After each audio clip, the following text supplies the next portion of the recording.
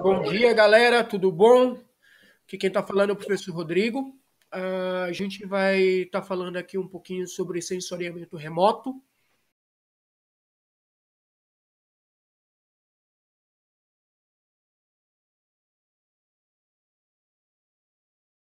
Técnicas de sensoriamento remoto, tá? Então, o que a gente pode pegar e ver aqui é o seguinte, tá? Ele está falando o seguinte, que o sensoriamento remoto ele representa uma das melhores alternativas para obter uma melhor visão do planeta e contribuir numa ampliação do conhecimento geográfico.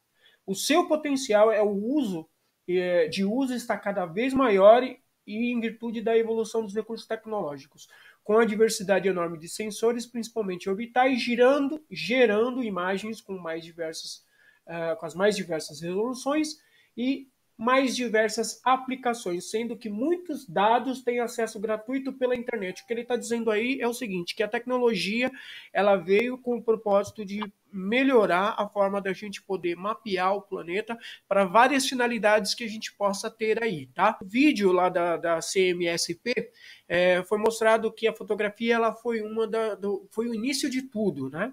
O início de tudo ali. Também você tinha a utilização dessas fotos para poder fazer a guerra, né? Quando a gente fala lá sobre o Jacques Legove, quando ele escreve um livro chamado A Geografia Nada Mais É para Fazer a Guerra, a foto da pomba com a máquina no peito, isso já mostra que era a utilização do sensoriamento remoto. Por que remoto? Tá?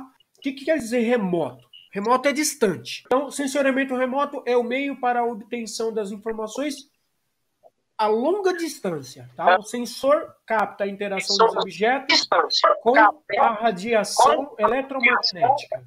O sensor capta a interação dos objetos com a radiação eletromagnética e essa interação é transformada em informação. O que ele faz? Então, esse sensor ele vai de uma longa distância, ele vai emitir um sinal, e esse sinal vai fazer com que você tenha a codificação, a decodificação depois desse sinal em uma imagem, tá? O sensor capta a interação dos objetos com a radiação eletromagnética, e essa interação é transformada em informação.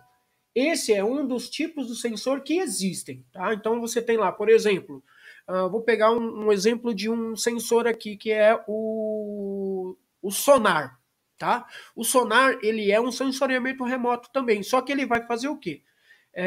O avião ele tá voando, ele emite um som. Esse som ele vai até o chão. Como o som ele vai até o chão, bate e ele volta, a distância entre a aeronave e o sonar é medida uma distância. E essa distância você vai mapeando, você vai consegue fazer o desenho desse relevo. E isso também é utilizado no fundo oceânico, tá?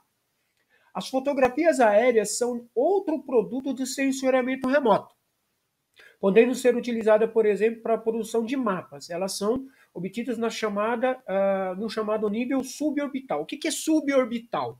Sensor óptico orbital localizado em satélites. Então, quer dizer, o nível orbital significa que é um satélite que fica em órbita da Terra, sobrevoando tanto equatorial ou polar. Tá?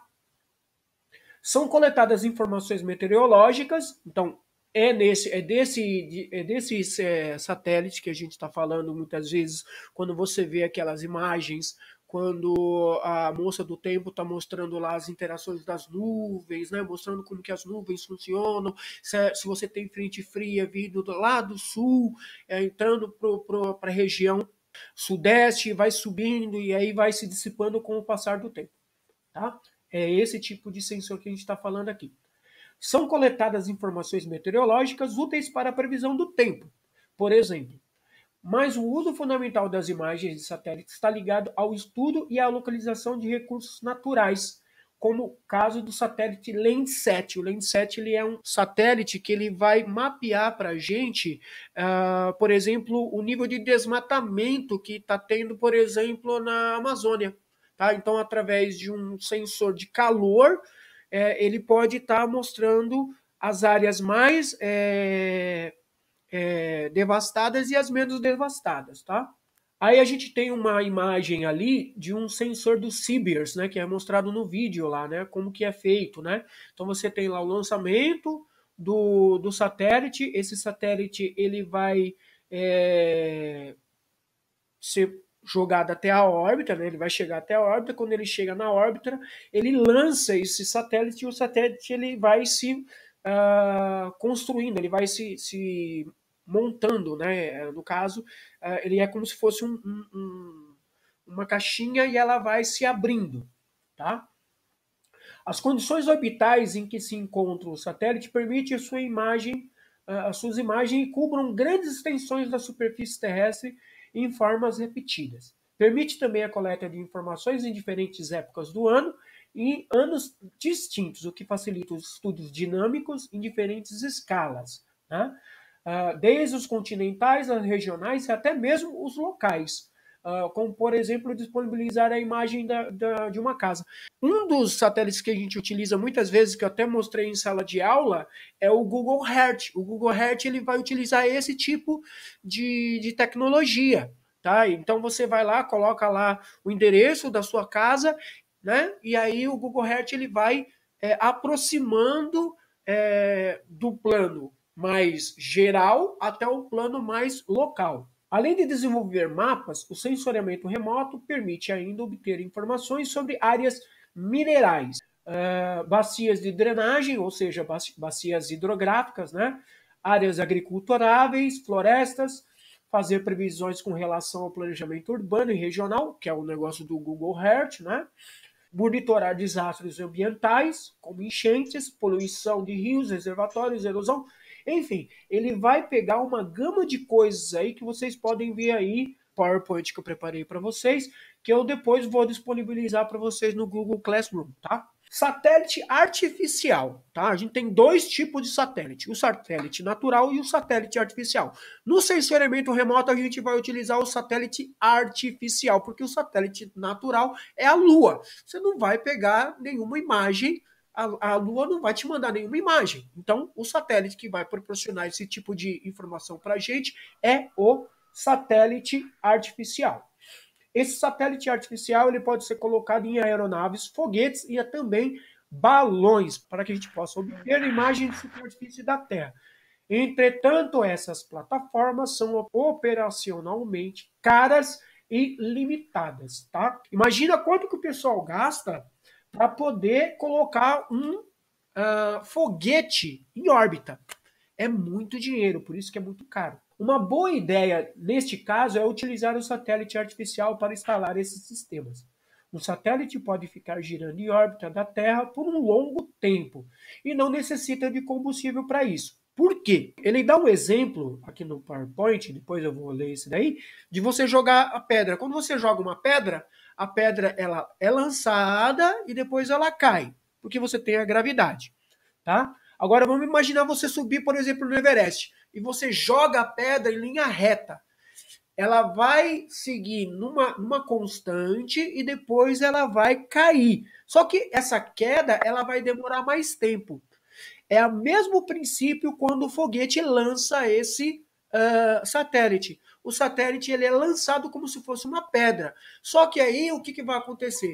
O tempo que ele vai, a velocidade desse lançamento desse satélite, a força que ela está sendo colocada ali, a velocidade faz com que esse satélite ele fique girando em torno da Terra. Então ele vai ficar girando em torno da Terra e vai demorar muito mais tempo para poder pegar e cair por um longo tempo e não necessita de combustível. Além do mais, a sua altitude permite que seja obtida imagens de grande extensão da superfície terrestre de forma repetitiva e a um custo relativamente baixo. Como que os satélites ficam em órbita e não caem, professor? É uma pergunta frequente cuja resposta é basicamente fácil de entender. Aí ele dá o exemplo que eu acabei de falar. Vamos imaginar uma experiência simples. Pegue uma pedra, levante-a do chão e solte. A pedra cai verticalmente puxada pelo peso, isto é, pela força da gravidade. Joga a pedra horizontalmente em frente e ela vai cair desta vez numa trajetória de curva antes de atingir o solo. Vamos melhorar nosso experimento. Agora você sobe num lugar bem alto e lança novamente a pedra em frente com bastante força. Esta ainda descreve um arco antes de cair ao solo, só que muito mais longe de você.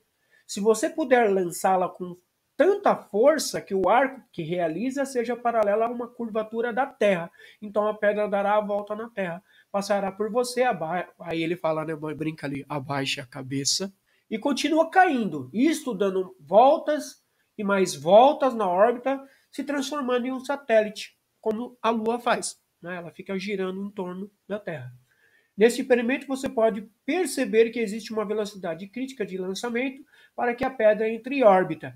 É bem verdade nesse experimento que a pedra logo cairá no solo porque a resistência do ar diminui constantemente a velocidade e a órbita será uma espiral descendente, ou seja, a pedra ela vai cair por conta da gravidade e por conta do atrito com o ar. Como levar um satélite artificial, pesar algumas toneladas, para uma grande altitude onde a resistência do ar seja desprezível e fazê-lo atingir aquela velocidade crítica para permanecer em órbita durante um longo tempo? Aí ele vai utilizar o combustível, né? O foguete ele vai precisar de um impulso para poder sair da nossa órbita.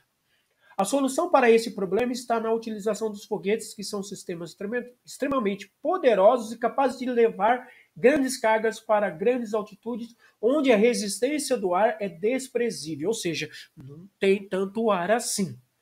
Como você pode ver na figura 13, que é essa daí que está aí do lado do texto, o foguete, após disparado, realiza uma trajetória curva enquanto sobe. E no momento que atinge a altitude desejada com a velocidade crítica necessária, ele vai liberar o satélite e permanece em órbita, girando em torno da Terra. É como se fosse, por exemplo, um estilingue. Você estica a pedra e quando você chega na força crítica, você solta esse seu estilingue. A pedra ela vai ir por uma curvatura, uma longa distância, até ela chegar a um determinado momento que ela perde a força e cai.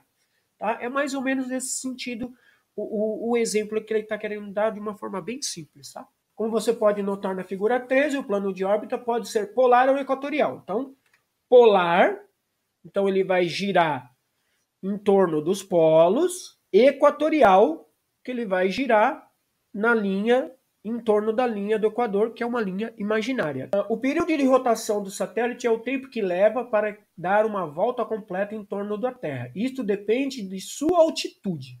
Tá? Enquanto mais alto, demora mais tempo ou menos tempo. Tá? Muitos satélites de comunicação e meteorológicos são geoestacionários. O que é geoestacionário? Ficam parados, aparentemente parados, tá? Parece que ele está parado, mas não, ele está se movimentando no céu sobre o mesmo ponto da superfície terrestre. Neste caso, o seu período de rotação deve ser de 24 horas e, por isso, são lançados em uma órbita equatorial, ou seja, ele fica girando na linha do Equador, a cerca de 36 mil quilômetros de altitude, na mesma direção da rotação da Terra, que é de oeste para leste. Existe uma grande quantidade desses satélites utilizados para a difusão de sinais de rádio e televisão, retransmissão de telefonia, geração de imagens meteorológicas, ou seja, TV, internet, sinal de rádio. Então, eles estão ali emitindo esses sinais através desses satélites aí. Certamente você já assistiu no boletim meteorológico da TV uma animação que mostra o deslocamento das nuvens sobre a superfície da Terra. Essa animação é uma sequência de imagens produzida a cada meia hora, ou seja, é como se você tivesse pego o seu celular e colocado lá para tirar fotos em várias vezes de uma vez só. Tá? Então ele vai tirando. Isso a gente chama de frames, tá? São vários frames que ele vai tirando essas fotos aí, por esses satélites meteorológicos geoestacionários. Quem que são esses satélites aí? Que tipo de satélite, que imagem que ele vai estar mandando para a gente? São imagiadores orbitais, tá? São imagens orbitais. O satélite artificial são plataformas estruturadas para suportar o funcionamento dos instrumentos de diversos tipos.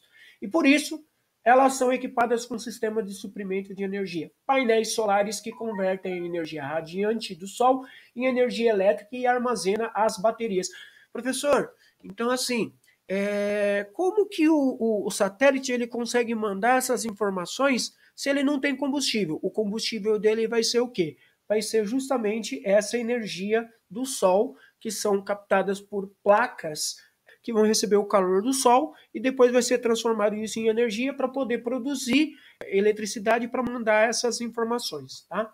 De controle de temperatura, de estabilização de transmissão de dados. Os satélites de observação da Terra são plataformas com a estrutura básica citada anteriormente e que têm como instrumento principal um sistema de sensor capaz de produzir imagens da superfície da Terra em várias bandas simultâneas, ou seja, ele vai estar mostrando várias áreas do planeta Terra simultaneamente, e aí cabe captar qual é a informação que você vai garimpar essas informações. Neste caso, o imageador orbital funciona basicamente como uma câmera digital que analisamos e com adaptações necessárias para gerar imagens em muitas bandas.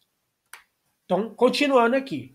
Aí ele continua falando que, de modo geral, os sistemas imageadores orbitais para aplicação de geociência têm órbitas de pequena inclinação com relação aos meridianos, isto é, órbita do tipo quase polar. Então, aí já é aquela onde você tem as imagens tiradas do Polo Norte até o Polo Sul. Então, ele vai tirando bandas, né? Ele vai fazendo como se fossem como se você estivesse pintando, né? Você pega o pincel, você pinta uma parte, depois você vai pintar outra parte, você vai pintando, isso em linha reta, tá? De cima para baixo, você vai colocando, passando o pincel de cima para baixo, de cima para baixo, de cima para baixo, até você pegar toda a área que você deseja pintar. É a mesma coisa que ele vai estar fazendo nesse satélite aí. Esse tipo de órbita acionada ao seu período de rotação faz com que o satélite passe sempre voando de norte para o sul para a parte da Terra que está iluminada pelo Sol. Por que pelo Sol? Não dá para você tirar foto no escuro com o satélite, ele não tem flash. Tá? Então ele vai utilizar o flash, que é o Sol, como uma iluminação natural, cruzando o Equador no mesmo horário, por volta das 10 horas local. Quando as condições de iluminação são mais adequadas para a aquisição das imagens. Um efeito desse tipo de órbita, combinado à rotação da Terra, é que o satélite passa sobre uma região diferente da Terra em cada rotação, voltando depois de um período de vários dias, denominando período de revista. Então ele vai passando ali todo santo dia, ele passa por ali, revisitando aquele lugar para poder ver o que está acontecendo dia após dia, para a gente poder ter as informações diariamente para saber como que está a situação daquele lugar. Pode ser uma situação de previsão do tempo, pode ser uma situação de desmatamento, pode ser uma situação de adensamento urbano, pode ser várias coisas que a gente possa imaginar aqui. A passar sobre a mesma região. Essa característica orbital é muito importante porque permite a aquisição de imagens periódicas de uma mesma região, o que é muito conveniente para analisar fenômenos temporais ou obter imagens sem nuvens. Veja a tabela LA, B, C e o período das revistas dos principais satélites utilizados no sensoriamento remoto, que aí você tem aí, ó, nessa imagem aqui. No caso aqui você tem o satélite, ele vem de norte para o sul e ele vai fazendo essa informação aqui, ele vai varrendo de um ponto ao outro. Ele passa agora para cá, depois ele passa para cá, depois ele passa para cá. Então ele vai de acordo com a linha dos meridianos, tá? Aí ele manda essas informações para uma recepção e essa recepção ela vai mandar para os nossos computadores e para onde a gente vai estar fazendo as análises, tá? Quando o satélite de sensoriamento remoto avança do norte para o sul em sua órbita, seu sensor multibanda pode produzir uma imagem de uma faixa de superfície terrestre, como mostra na figura aí 14. Aproveitando o movimento do satélite, o imagiador utiliza um chip, que é chamado de CCD, linear, só linha de detectores, para produzir várias bandas. Uma linha de imagem transversal em seu deslocamento de órbita. Então ele vai varrendo, né? Ele vai fazendo linha, ele vai varrendo essas imagens, né? Ele vai pegando, passando de um ponto, do ponto norte ao ponto sul, e ele vai como se estivesse varrendo a Terra, mas no sentido de imagem. Ele vai orbitando as imagens em linha reta. são transmitidas para as estações receptoras da Terra à medida que vão sendo produzidas. A relação e a gravação dessas linhas é feita por meio de receptores, gravadores e grandes antenas parabólicas, como as do INPE, que fica lá em Cuiabá, que acompanha o satélite em sua trajetória. As fitas magnéticas contendo as gravações das linhas varreduras produzidas pelos imagiadores orbital são então processadas no computador das estações terrenas para gerar as cenas correspondentes a cada. Nesse caso, cada cena é um conjunto de linhas cuja quantidade é suficiente para gerar imagens no formato estabelecido para cada tipo de imagiador orbital, ok? Então a gente pode ver aí através desse PowerPoint aí como que funciona o sensoriamento remoto, né? O sensoriamento remoto ele vai fazendo com que ele busque as informações do planeta Terra para as mais diversas informações, né? Que se deseja, lógico, né? E aí você vai tirando todas as informações necessárias para poder agir de acordo com aquilo que é necessitado. Professor, tem que copiar? Gente, eu vou disponibilizar depois esse PowerPoint lá no Classroom. Eu vou disponibilizar também um texto para vocês também lá no Classroom, tá? O site do INPE, também eu vou colocar lá para vocês, para que vocês possam ter acesso. Professor, esse texto que você vai disponibilizar é um sobre técnica de sensoriamento remoto? Porque eu lembro que no começo da quarentena você deixou o Sim. link e até aquelas questões eu já fiz no meu caderno. Então, eu vou deixar um outro texto, tá? Um outro Tá. texto que é do INPE, tá? Vou colocar lá um outro texto que é do INPE, tá? Depois precisa fazer anotações disso. Então, as anotações elas são necessárias sempre, sempre que vocês puderem fazer as anotações para que vocês possam gerar dúvidas. Se vocês tiverem alguma dúvida, vocês poderem tirar essas dúvidas de acordo com o que está sendo dito da aula. Tudo bem? Tem o vídeo lá do Centro de Mídia falando sobre as técnicas de sensoriamento remoto, tá?